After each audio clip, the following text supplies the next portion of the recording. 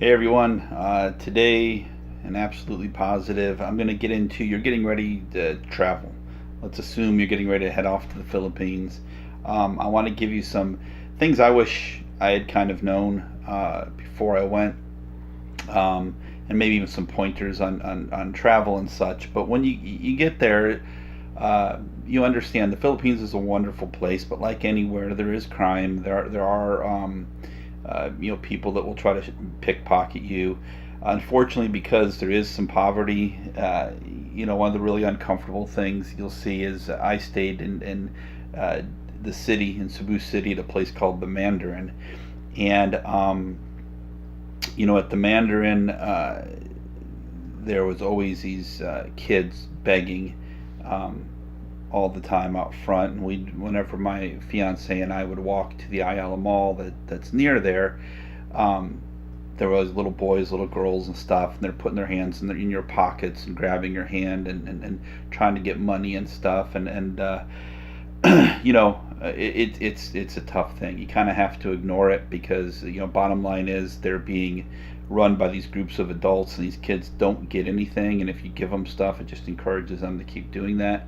And then, of course, if you do give something to one, you're going to get swarmed. So it's not usually a good idea to do that stuff. But you do have to be very cognizant and aware because you're carrying a lot of stuff around at all times: your money, your IDs, your credit cards, stuff you really need. And if you lose those things here in the States, it's not that big of a deal. I mean, it is, but you call your bank, you do whatever. But if you're overseas, it becomes a lot bigger of an issue. Well, one thing I always used and I loved was my travel wallet right here. I highly recommend this. You wear it around your neck, and then you just put it underneath your shirt when you're going around, and that way your everything is right here. Yes, it always looks weird. You've got something there, but no one's getting it. No one's going to pickpocket you. There's no way they're getting this. If someone does try to rob you, which I don't think you're going to run into that very often, but if it happens, they're probably not going to realize that your wallet's right here. You keep a few pesos in your pocket, maybe a 100 peso bill or something in your pocket, and go, here, this is all I got. But what's really nice with these wallets here is you have, at least with this one, I got this one at it was Walmart or Target. I don't remember where I got it. I think it was Walmart. And you've got a nice little zipper spot right here.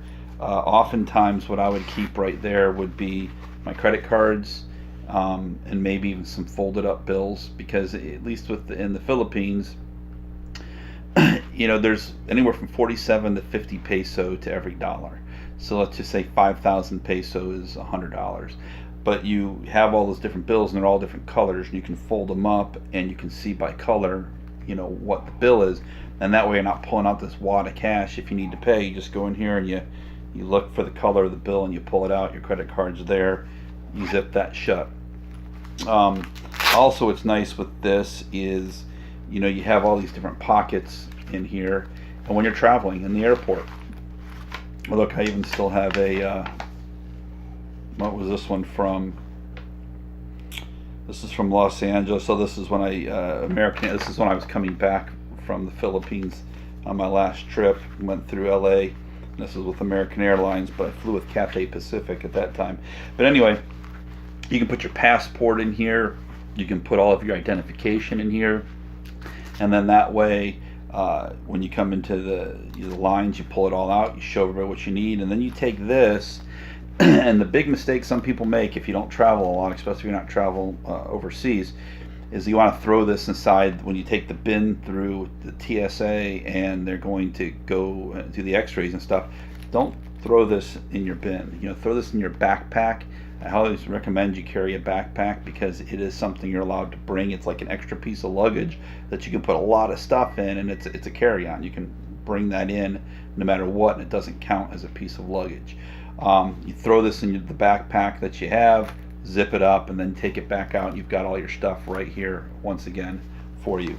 But you keep your passports, keep everything in here, everything you need quick access to. Like I said, your boarding passes, things like this.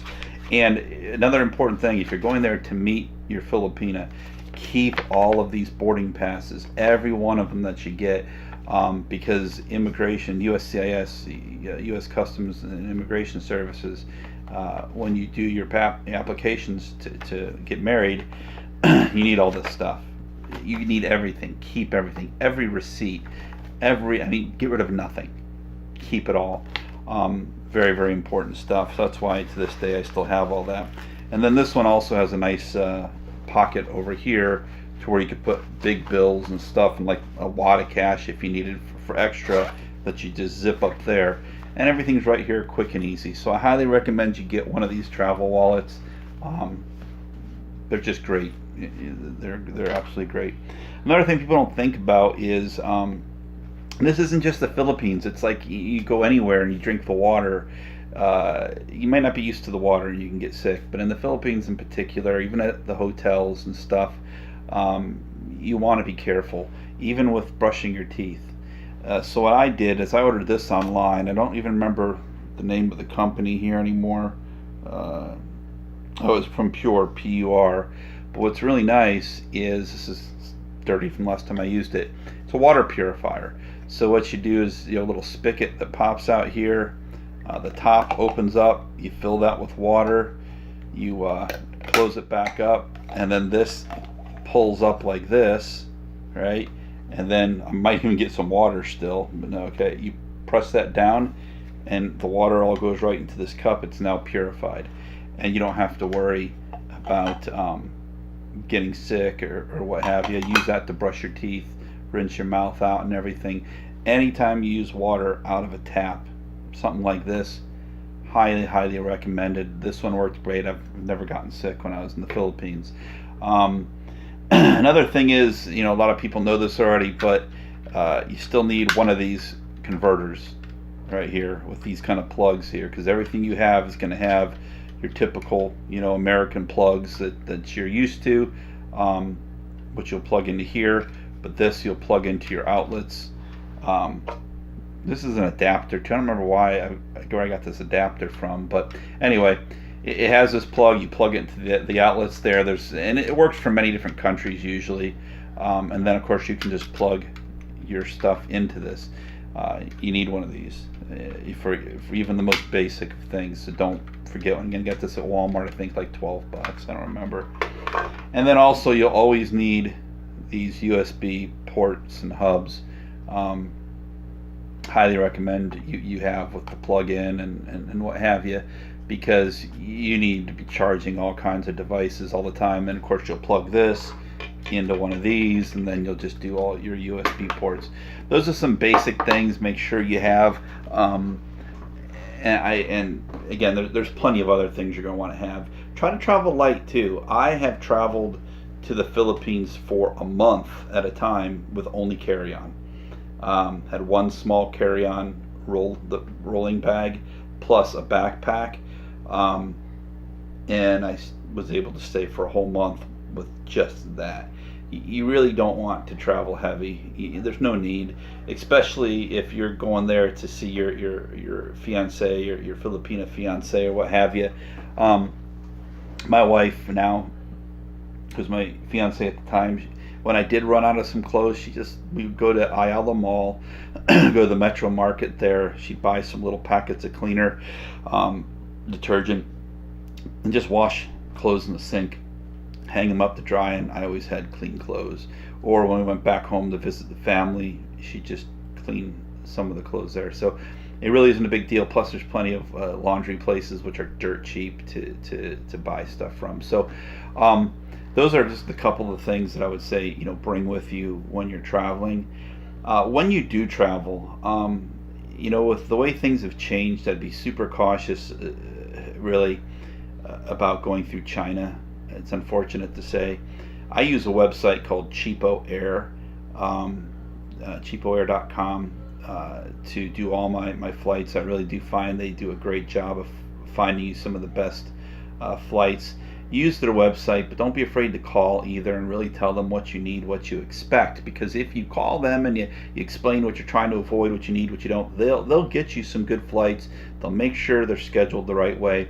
The first time I ever went to the Philippines, I went with China Eastern, I think it was, and it was great because I got a business class and a modern business class seat where they have these cubicles you're in. You're talking long flights here and sometimes very long layovers. My first flight with layovers and everything, I think, was like 28 hours. It's pretty crazy, but if you're in business class, you could do that on your head. I mean, there's only about 12 hours in the air, at the worst 12, 14 hours, but the seats recline down into bed or lay down into a bed, and you can lay down and lay flat. I have back problems. I've had a back surgery. I cannot sit for those kind of hours. I just can't do it.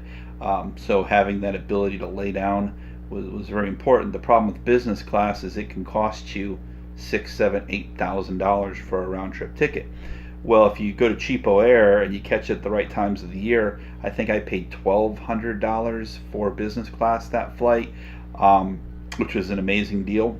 The problem is I had to go through Shanghai in China to do that. And, it's not that it's bad, but it's intimidating because really very little is in English. Nobody's going to help you. You cannot go up and ask somebody, hey, where's this, or where do I go for here?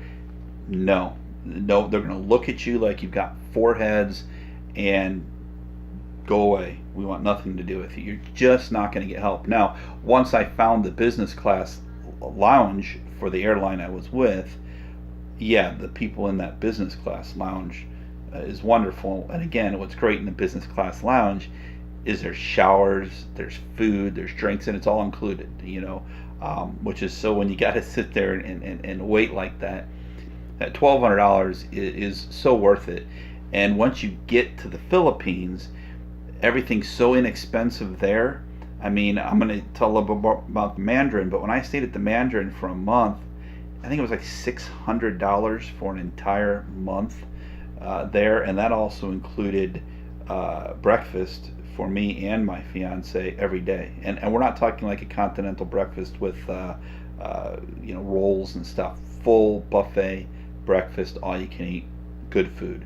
So it's an amazing deal, two people. So the money you're going to save, think about it. If you did a month at a hotel anywhere here in America that's decent and has that, you're going to pay $250 minimum a night. So pay a little extra for the flight, make yourself comfortable because, look at the money you're saving.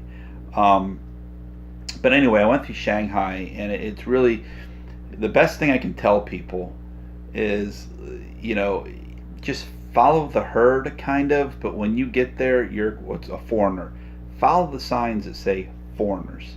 That's just where you want to go, foreigners. And as long as you keep following the signs that say foreigners, you're fine. And don't get, as a matter of fact, in Shanghai, you get off the plane, you go off to the right, then there'll be an opening to the left after you walk down the hallway. You'll see a bunch of stuff in front of you, like another entranceway and some like thermometer where they test your heat and all that. And then off to the left is where you're going to follow, and it's going to be a sign that says foreigners, and you're going to go through there, and you'll eventually get to like a second security checkpoint. Then as you get to this line where you have to show your passport before you can get up to the terminals, there's going to be, always know this when you go to Chinese, anywhere in China, if you decide to do it still, there's going to be these little kiosks where you can put in your passport and you can look into a screen, and then it takes your and it says you're good to go. It will not recognize your face. It really only recognizes Asian faces. It doesn't work. So you want to stay off to the left and go to where there's the humans behind the big pedestal things, and just go that way. Then you go up an escalator, and it's simple from there. Everything else you can pretty much follow.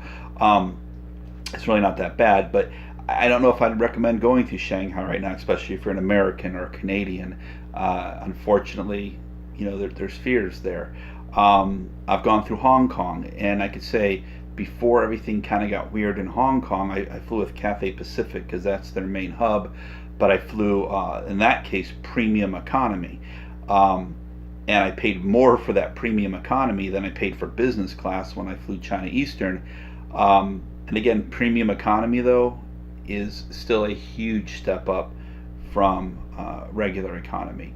You're kind of like a lazy boy chair where you can recline back, kick your legs out some. You have a lot more space, a lot more room. Really, unless you're a small person, like I said, I'm 6'4", 250. I'm a big guy. I need my space. But that being said, I went through Hong Kong, and at that time, Hong Kong was a huge difference in feel. When you're in the Hong Kong airport, you feel like you're in a Western, somewhere in America, any major American city. Matter of fact, even nicer than any of the going through JFK or anything like that, or LAX. I felt the airport in Hong Kong was much nicer. But things have changed in Hong Kong, and I don't know if I'd recommend going that way. So, right now you couldn't fly to the Philippines, but when the time comes, I would highly recommend you call Cheapo Air and you tell them you want to go through South Korea, Incheon, in South Korea, maybe through Dubai, maybe through Germany somewhere. Those flights do tend to be even a little bit more money, but if you have to do China, I would go Cathay Pacific and I would go through Hong Kong.